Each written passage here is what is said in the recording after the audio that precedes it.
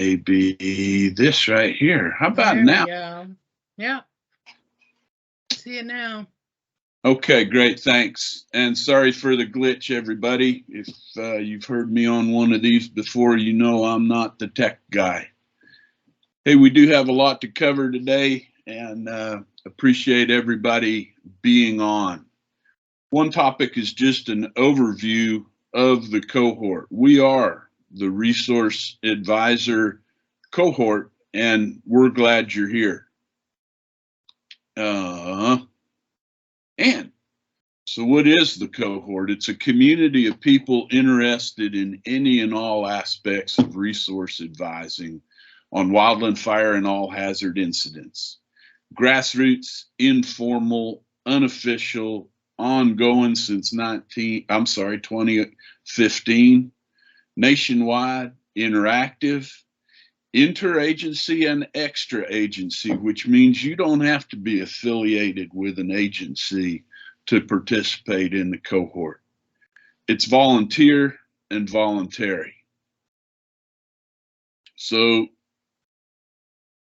we strive to be welcoming, open, and available to anybody interested in a resource advising in the broadest sense of that term, which means anticipating the impacts of wildland fire or natural disasters and the resulting actions, suppression, or management on the whole array of resources, natural, cultural, social, wilderness. Anticipating impacts, minimizing or avoiding adverse impacts, and rehabilitating and restoring resources when they are impacted. No experience necessary, no training necessary to be a part of the cohort. And all those acronyms on the bottom are associated with what I call the broad world of resource advising. Whoops.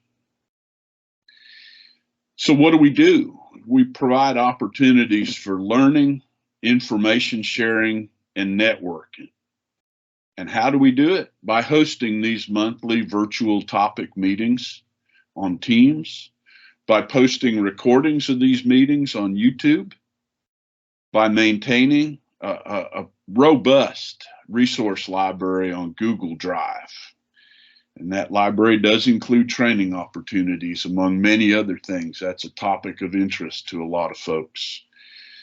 The cohort maintains an online listing of our members, using that term loosely. Anybody that wants to be a member of the cohort can be a member of the cohort by self-registering. And by maintaining an online list of active incident requests for resource advisors. That does not supplant or take the place of the official IROC dispatch system. It is supplemental to that, and it's an attempt to try to match up incidents that have needs in particular resource areas with people that are available and suited to tackle those needs. The cohort, and we now have over 2,000 folks on our mailing list, is overseen by a group of volunteer managers. And there's the current suite of managers. I'll say we are losing a longtime manager this year, Lynn Robinson, who has a background both with BLM and the National Park Service, is going on walkabout. She's taken a sabbatical.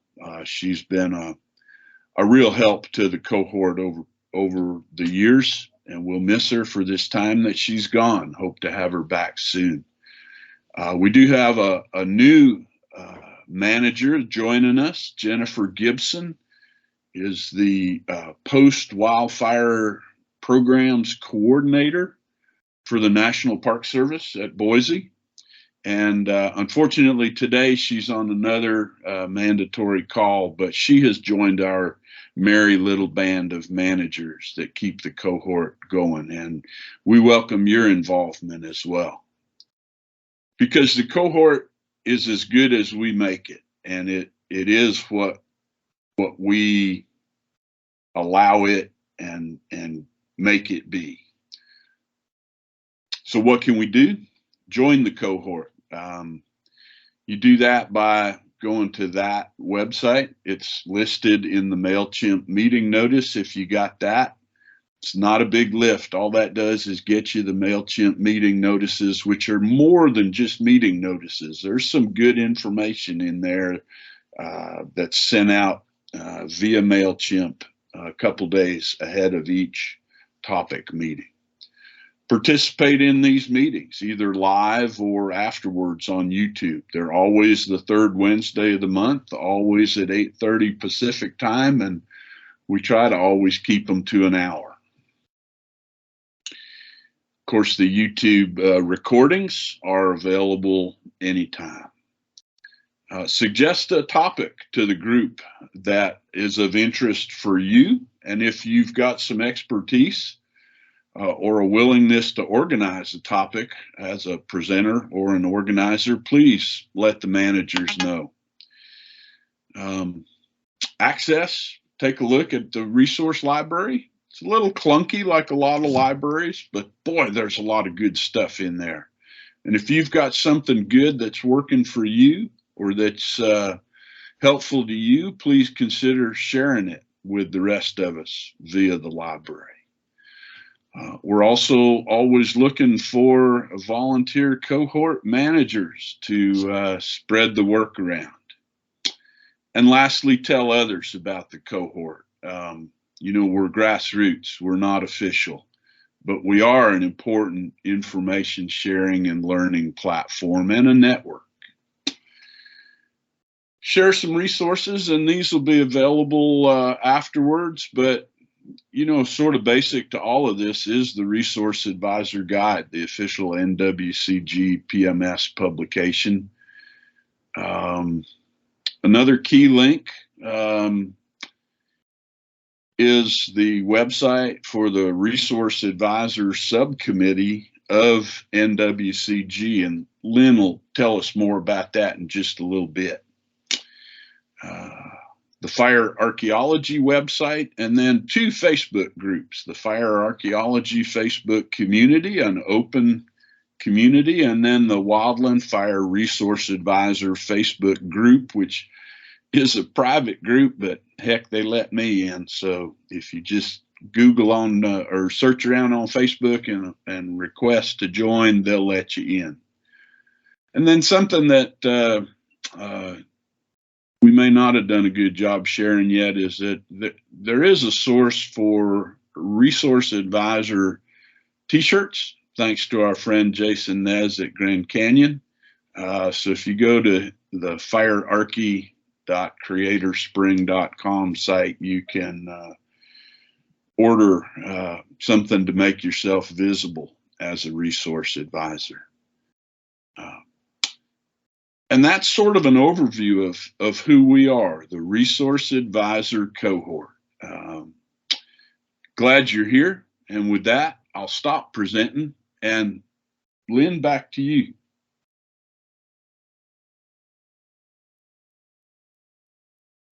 Hi, everyone. So I'm going to talk about the NWCG Resource Advisor Subcommittee and what we've been doing lately over the last couple of years. One task has taken us a couple of years. It's a big task, big lift.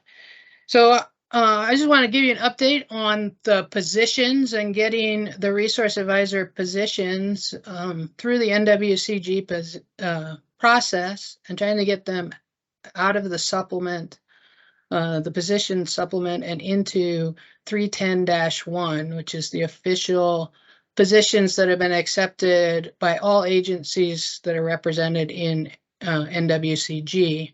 And what that means is all this standardization of those positions too, with things like qualifications lists, task book.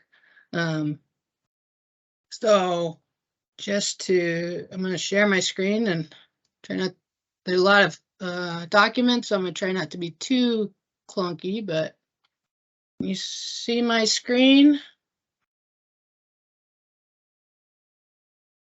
Yeah, I got it, Lynn. Looking at 2 screens, Word doc and looks like a spreadsheet. spreadsheet behind it. Okay. First, when we started this process, when we first formed the subcommittee, our big goal was getting these 3 or 4 positions. And we came up, first step is the justifications for need. And so we came up with that. And I thought a few people might like some of the numbers that we have right now. You know, there's almost 7,000 people or 7,000 qualifications out there. That could be one person has all 3 qualifications, read, reef, and ARC on it. And they're counted 3 times in this. So this isn't an equal to number of people. It's just equal to how many qualifications there are out there. But just, you know, the basic of this, we've been doing this for a long time, you know, back to the 70s for archaeologists. And so that first justification went through NWCG. We have now been working on all the packages for the rest of it. And I'll try to go through these. These are all in draft. They have not been accepted by the positions committee. The positions committee has to go through, or sorry, the positions committee has already reviewed the first draft of them, given them comments back to the subcommittee. And we have addressed those comments in the versions that I'm showing you today, but they're all still in draft. So they're going back to the positions committee pretty soon, and then we'll see where we are. And I do have a crosswalk, so I'm just going to go quickly through these. You know, the ARC, one of the biggest one is the experience part and trying to capture that, so that we're capturing not everybody in the world can get ARC, but really people who have some full experience as an archaeologist outside of fire that can get it. It will bump up to a moderate pack test because it's a fire line position, is the way we see it from the subcommittee. And then going back up, it just has some of the basic trainings and then a brand new training that we're trying to get. As part of all of this, we're also trying to get 3 new classes. Officially NWCG classes. They are classes that have been taught for a while, like N9042, the resource advisor class. That's not an official NWCG class. So we're putting it all in the right format to get that as a NWCG official class with official agenda and set standards for teaching that class. A fire archaeology class that has been a grassroots class. We've been teaching that about 5 years. And then the lead resource advisor class that's been taught for 3 or 4 years. We did start it before the pandemic. So that's just some of the basics for the ARC.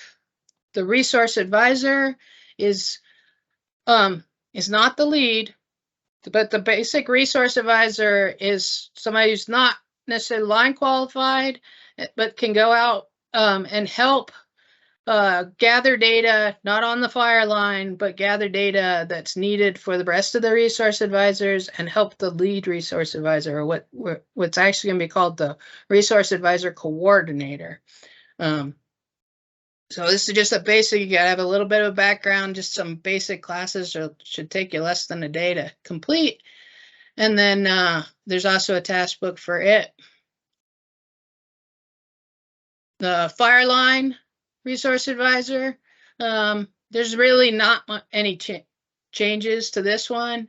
It's pretty much the same as it is currently, but the number of the class will change, and we've proposed it to be 5280. That's not official yet either. And it will get a task book. It will remain a moderate pack test.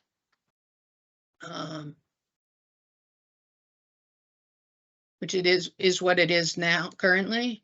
And then the new position. I think we've all seen that there's been a lot of lead resource advisors out there. So we wanted it to be called lead resource advisor, but we got told we couldn't use that. So we're stuck with the resource advisor coordinator and the REAC or REAC or however you want to say, REAC as the acronym. And it's we made it so that you could get to that lead read without necessarily having gone on the fire line, because we didn't want to limit the amount of people who could be lead reads, and you come up as just a read to get to that position. But it does have a light pack test level on that. Why not real? There's a whole history behind this.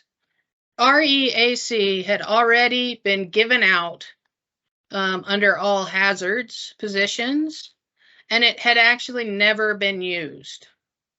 And we were told there's only been 2 people that had ever gotten that position, and it's never been ordered. And NWCG is like, if there's already that acronym that is in place, they don't make a new one. If it's the same position, they don't make a new one. They just make it, you have to you use it. So we're using one that somebody decided to ask for years and years ago. But it sort of is what it is. And then with that, we had to draft up a transition plan, and this is still, the subcommittee hasn't even agreed to this transition plan. I just made some edits off of a working group to come up with this sort of transition plan. But really the meat of it, what we're gonna suggest is, everybody who has still got ARC, READ, or REEF on and they're qualified, they stay qualified. If you're a trainee, then you have to complete all the new things that might be there with that position in these task books and the training lists. If you happen to have it been fully qualified before, you haven't done it in a few years and it lapsed, you can just work with somebody and go through the task book and do it. And then resource advisor coordinator, we're trying to allow at this beginning to have as many people who have done it in the past get to continue to do it, and that there is some line officers ability to say, hey, this is the person that I want to be my coordinator.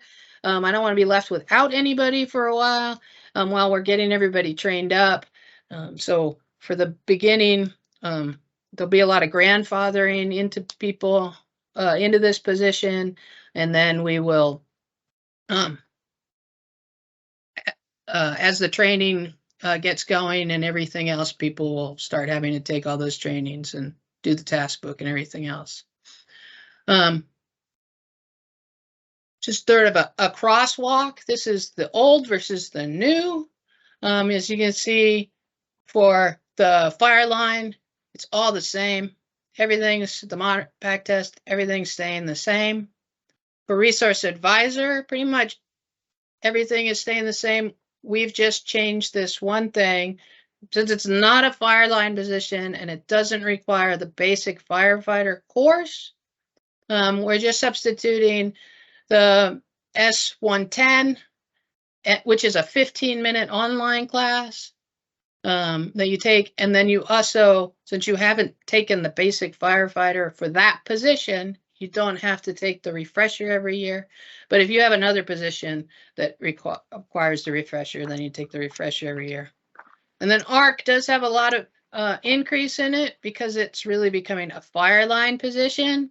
With the idea that if you don't want to do fire line, but you still want to help as an ARC, you just get READ on your card, and then you can still be ordered up, or you can still be ordered up as a technical specialist and help without going on the fire line and do that as an archaeologist. But it was a little too much of a push to try to get a third or another position that was a non-fire line ARC. And then the proposed new position for the coordinator has, of course, all new qualifications and everything. So with that, I know I'm seeing that there's a bunch of questions or comments in the chat, but I'm going to ask, instead of me trying to read and do this, that step up, turn on your camera, turn on your mic, and ask questions, or even say your comment.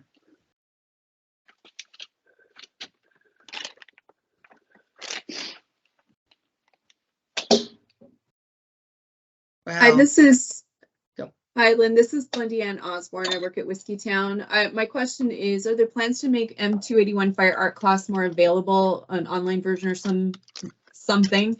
I've been trying for years to get into that class, and I've never once been accepted.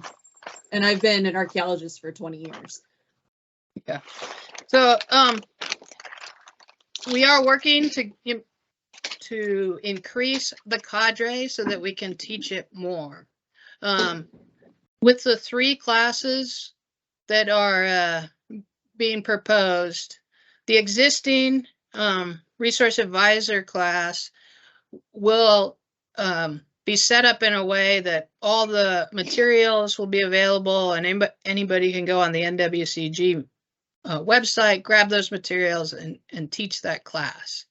For the lead read and the ARC, it will be under a coordinating groups, one for each of the classes, who will maintain those classes, and it will be a bit more limited in how it's taught. Not anybody can just pick up the materials and teach it, but we do realize that for a while there's going to be a big lift in getting both the ARC and the lead read taught more, and have it multiple times a year just to get a big group of people through.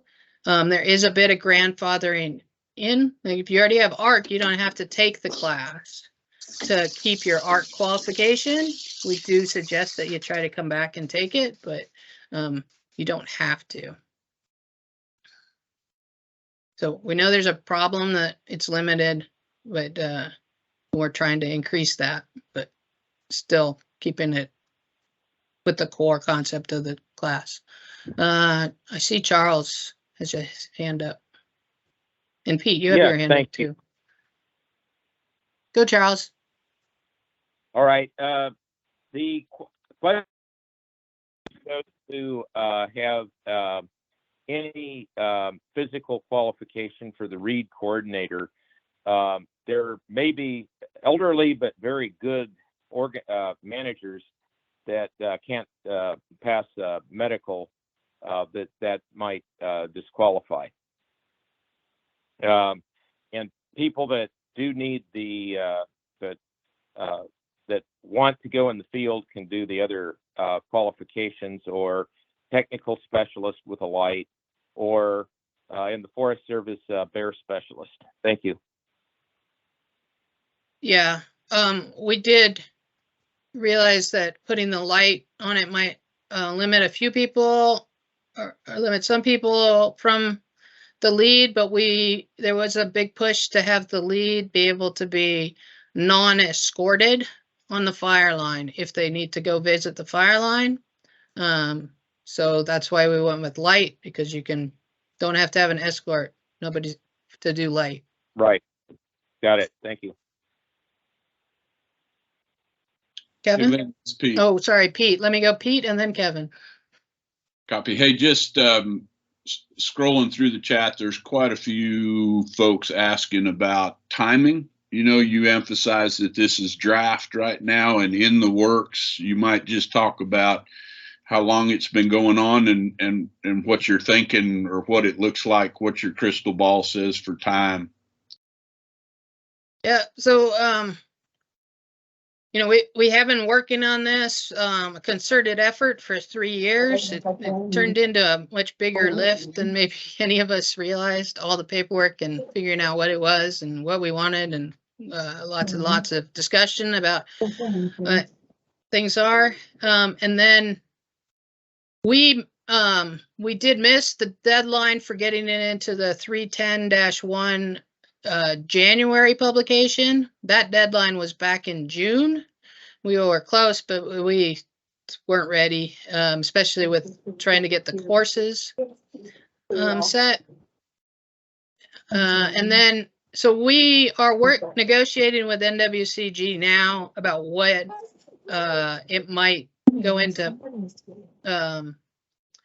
go into that. We were told that the 310-1 was going to go into open, published as needed, because it's mostly online. It's not a hard copy publication anymore. But we just were told that they may not accept anything until June again, and go for, so then it would be in the publication in January of 24. But we're trying to negotiate something sooner, and let's talk through that process, because we've been at this for so long, and we'd like to get it at least started within 23, but the transition plan also allows 5 years for all this stuff to get into place. So a lot of grandfathering in for 5 years, and then before this all gets fully solidified into place. Okay. Kevin? Hi, Lynn, and hi, everybody. Kevin Keeler here in Anchorage, Alaska. Good to see you. So is the read coordinator, is it going to still have the same authority and roles as a lead read? Because I've been called out as a quote unquote read coordinator before, which did not have those authorities. Over. Yeah, we just got, our parent committee is the Interagency Fire Planning Committee, and they just ask us that critical question, like, where does this sit within the org chart of fire? And who does it work for? Does it work for plans? Does it work for ops? Does it really still work for the AA? And that was like, wow, we've been looking at these positions for so long, and we deal with that every day on the fire, but we haven't addressed that. And they said, so start coming up with something to address that. Yeah, it's a good question. And, I don't think ops is going to want to officially supervise us, but within that org chart, and, whether we are a C or a G, a command or a general, and where that fits in those, I think we're going to have lots of discussions about that officially, how that officially does that. We hope that the task book and all the tasks within the task book will help define the position better into what at least what we've expected and what now NWCG would expect out of that position. So, not a great answer for you, Kevin. Wow, that's surprising. Anyway, thanks, and thanks for your work on this. Yeah. I think that one just slipped through our grate through the crack. Other questions?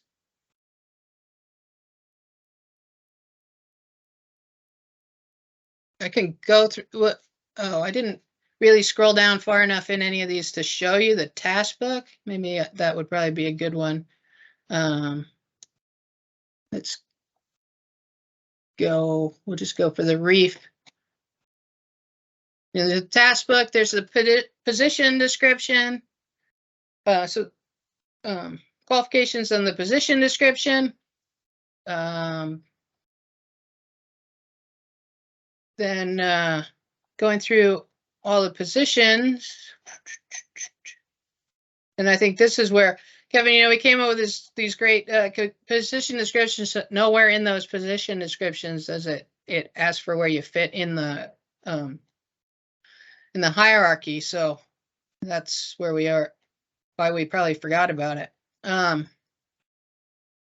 you can see, these are pretty big. They're pretty big document for 4 different positions. So I'm not seeing the let me share again. Lynn, if you're not that sure, would help. yeah, no worries. There we go. So here's the reef, the task book. It's like, looks like any other task book. I'll go back after looking at the task book. I'll go back up to the qualification or the position description. You know, just obtain all your stuff, pre-fire, work with dispatch, you know, arriving at an incident, you know, what your current situation is once you arrive, establishing all your relationships, exchanging the relevant data with everybody you have to exchange it with, communicate, what you're supposed to produce and work with, knowing fire, being safe, while you're on the fire line, identifying the resources of concern, advising people on those, developing all your notes and your reports, knowing how to deal with sensitive information, again, gathering and monitoring, coordinating with ops, transferring that data when you're transferring out of a fire and in with a new reef, how you're behaving on the fire line, after action reviews. So that's the overview of the task book for the reef. And a lot of it, we tried to really make sure that the language was standardized across all 4 positions if they were had to do that task, so we weren't being confused. So going up, the reef position. Would one task book count for the other task books? If you fill out some of the common tasks, quote unquote, in the reef, would it count towards the ARC? It does not, because NWCG moved away from doing that sort of common task, multiple positions under one task book. So we had to do one task book for each. But if you've done it before, it should be a pretty quick, easy. Hey, get done in one. In one. And then the position description. Just an overall description, you know, what we're expecting on it. You're expected to be able to prepare and mobilize, build a team, not to the extent that the coordinator builds a team, but you're still building your little team that you may actually lead and supervise, that you're going to perform those online specific duties. Knowing your regulations, working with everybody, working on suppression repair and repair plans, knowing ICS, and then working with the resources, and then what your fire line duties are. And communication, coordination with everybody.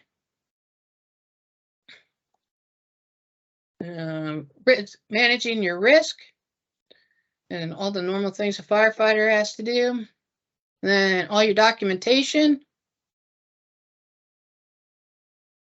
Providing that documentation when you demobilize and you leave. And out briefing with everybody. So that's the reef example.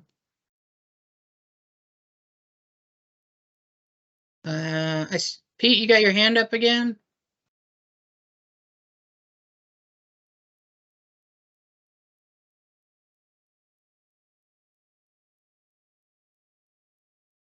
All right. More comments? Hey, Laura, you have a question? Laura? Okay, Tom? Yeah, sorry. I was just gonna reiterate Laura's question. about the about whether, and I think it goes back to who it's going to be working for. If it's working for fire, then it would be red card committee, you know. But if we're still working for the agency administrator, it seems like there could be a little bit of conflict there if we're having FMOs deciding whether we're qualified. So for getting anything on your red card, even currently, to get read, reef, or ARC on your red card, that goes through the red card committee at your local unit. There is a line officer, an agency administrator on those committees, but even currently, you have to go through a red card committee, and the task book and all of that would be the same. That you're going to have to work with your training officer and your red card committee to get through those positions. This will just become the same way of getting through the positions as you would getting through any other kind of position, like a firefighter type 2, or crew boss or anything else. See hands going up. Kristen? Hi, Lynn. Kristen from Vail BLM. Would it be possible to get a copy of those task books, even though we know that they're draft right now? I was trying to double check that I could hand them out, but I didn't get a chance to. I got a little overwhelmed yesterday. So I am going to double check with NWCG and do it, but I think they can, because if we actually, NWCG Resource Advisor Subcommittee has a website. If you go to as a committee website, and all our meeting notes are there. And so some of the drafts have been through the meeting notes. But I will get this out to everybody as soon as I know that I can hand it out. I have draft all over them, but I don't want to get in trouble before I've even got them through. So right, sorry that I didn't get that before the meeting. No worries. Thank you. Cassandra.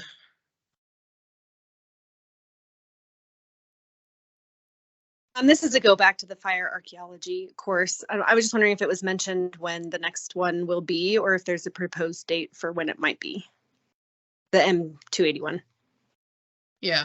That one is we have one that's scheduled in March. It's being sponsored by Region 2 of the Forest Service.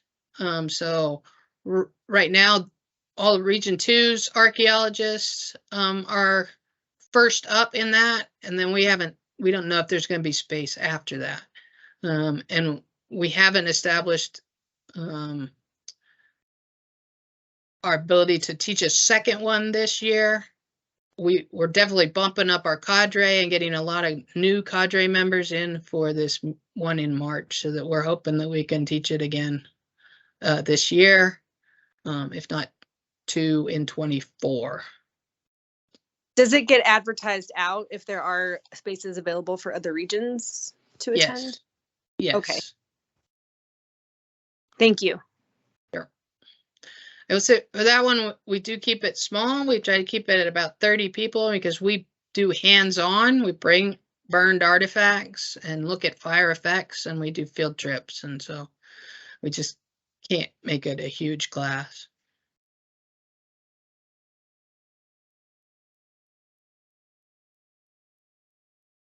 What else?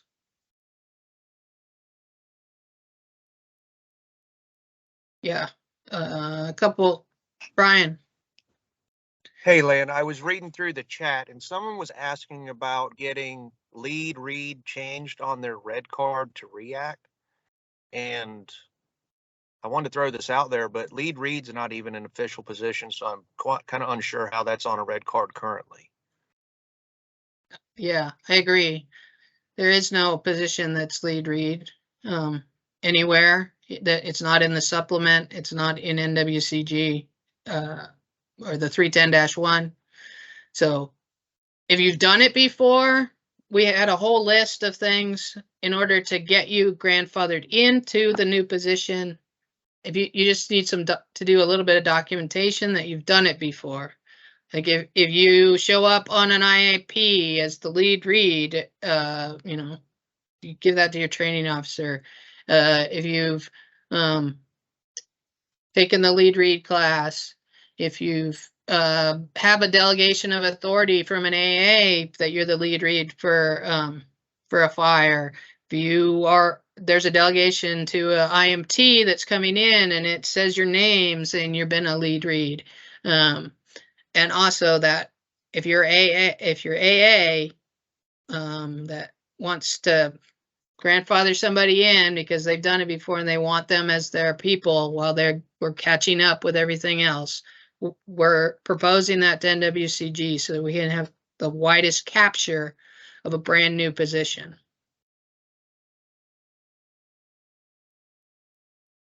I see a hand up. Daniel.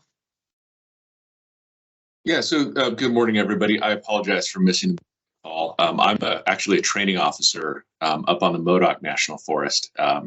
So one of the best ways I think to demonstrate performance on a position is that ICS 225 individual performance evaluation. So if you're looking at, because every different unit is going to have their own process for how they certify positions, especially grandfathering in.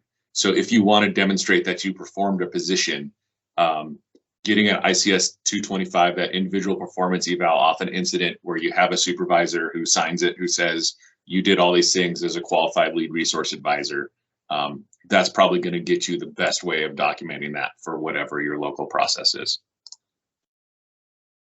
Thank you. Appreciate that from a training officer. Few questions. For the advertising for the classes, both the lead read, the fire art class, and the basic read class, I think people try to get that out any way they can. And for the fire art, I do that. I get it out through the fire art Facebook page, through training officers, through the read cohort, through everything that I can. Anybody that wants to spread the word can spread the word. Melissa.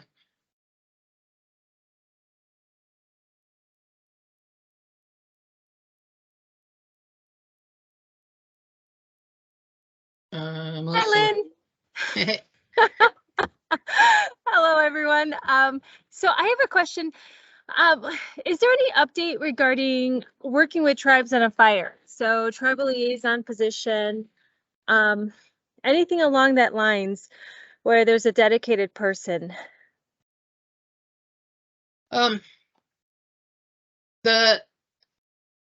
Within this subcommittee, we have not been working on that. Getting this through has taken all of our time and work, and there's a lot of other things that we want to take on, but we got to get this through first. So there has been discussion about a calls or a liaison position. I would more suggest that tribal liaisons become real fire liaisons, and then they just specialize in doing tribal stuff. I like that. Okay. Thank you, Lynn. All right. Thank you. I think we're going to move on to our next subject, and maybe we'll have time at the end to have some more questions. All right. Thanks, Lynn. Give me just a moment to hopefully share the right screen. Oh man, here I go again. I will stop presenting for a second, see if that brings me back. Sorry, folks. Technology is a wonderful thing, but not in the wrong hands. Isn't that the truth? Yeah, so hey, one thing we definitely want to talk about today is the Department of Interior has an open application right now for National Bear Team members. And that application period closes on the 20th. So there is a link to that open application in the MailChimp announcement for this meeting. DOI is seeking highly qualified individuals to work in an emergency response environment as team members of the National Interagency BEAR team, composed of resource professionals assisting land managers in conducting post-wildfire assessments and developing plans to address threats to natural and cultural resources, life, and property. There are 4 contacts listed, 1 for each of the primary DOI agencies, and I would strongly encourage you folks to consider that and take a look at it. Maybe Melissa or Lynn could actually put that long application link in the chat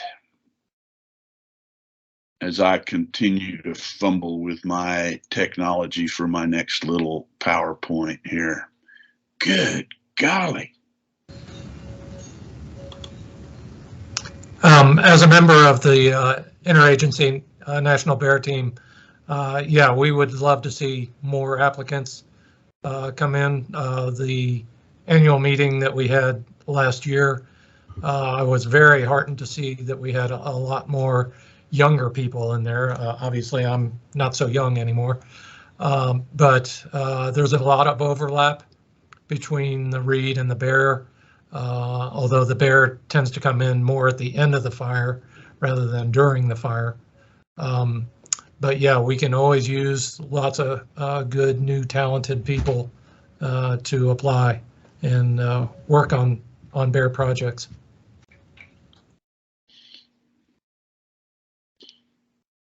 Thanks. Sorry, as I continue to struggle, help me. I missed your name. Harding Polk. I'm with the BIA Southwest region. And perfect. Thank you. Wow. Folks, I actually tried this earlier and it worked for me. You're not by chance seeing my screen at this point, are you?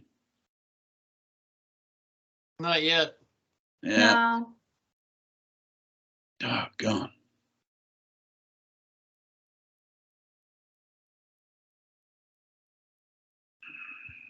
Pete, is it a PowerPoint? Because maybe I could open it up. Oh, there we go. There it's on there. All right, let's see if we can get it into slideshow mode. How about now?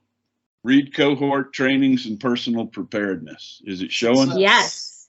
Whew.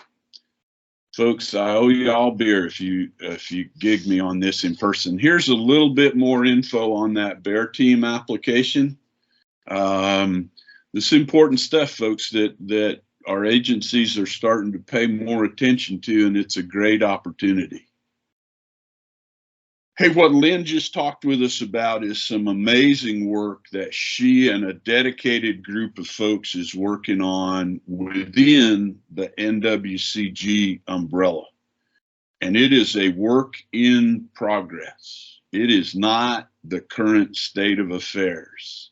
There's been a ton of hard work go in. And folks, there's layers upon layers there. That subcommittee, I think, has 21 members. They report to a committee.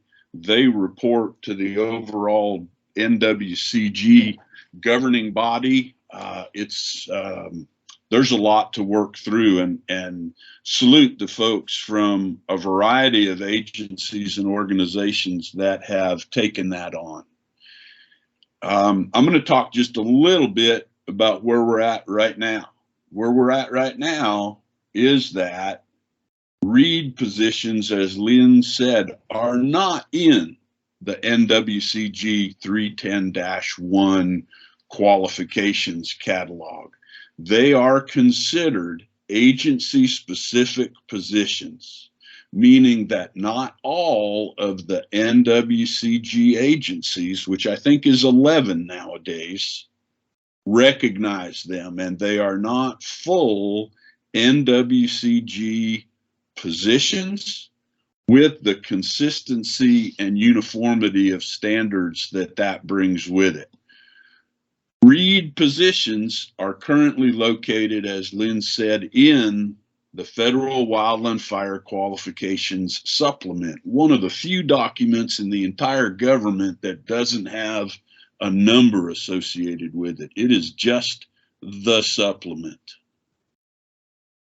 There are 132 positions listed in 310-1, and there's 125 that are listed in the supplement. Positions in the supplement are agency specific to one or more agencies, and currently the positions that have a page in the supplement are ARC, REED, and REEF in our world. I've got the ARC one pulled up right here, and it shows the format. There's the title and the 4-digit mnemonic. The logo from the agency means those are the agencies that endorse and accept that position. Minimum required training for an ARC at this time is 2 pretty basic classes with no required experience, no physical fitness level. Then the standard template here lists what other positions maintain currency for this one and what this position maintains currency for in other positions, any other non-mandatory training, and then any agency-specific requirements. It's pretty short and sweet right now for an ARC. For REED and REEF, a little bit more, okay? Accepted by a couple more agencies, Department of the Air Force, Department of the Army. REED is the one that is not Fireline qualified. REEF is the one that is. Basically, to be a REED right now, you need to take some NIMS and ICS courses and N9042. Down under the agency-specific requirements, it emphasizes that for 3 of the DOI agencies, there is an online course within the DOI Learn protected program, but that does not apply to Park Service or Forest Service folks. They have to take N9042. Okay, for a Fireline REED, you need to have the basic firefighter Fireline quals in addition to resource advisor training, moderate fitness on work capacity training, which means 2 miles with 25 pounds on in 30 minutes. That's the current, folks. If you're on the call with us today and you don't have any quals on your red card in the resource advisor world, these are the current requirements. The ones that Lynn and the REED subcommittee of NWCG are working on are not yet in place. Speak just a little about the trainings, and I'm just going to focus on the N9042. One of the things we try to do as the REED cohort is post listed trainings on the Google Drive. Pretty simple to access it through a tiny URL. Right now, there's nothing listed there. We do know of one plan. NPS will be offering a nationwide virtual N9042 training again this spring, as they did last year very successfully. More than 600 folks completed that course. The course announcement is not yet out. It's expected in February, and we will be posting that, as Lynn said, every way we know how. There is an opportunity right now, if you're interested in adding your email to a mailing list to get the announcement, not to get into the course, but just to get the announcement. I'll put that in the chat here in just a minute.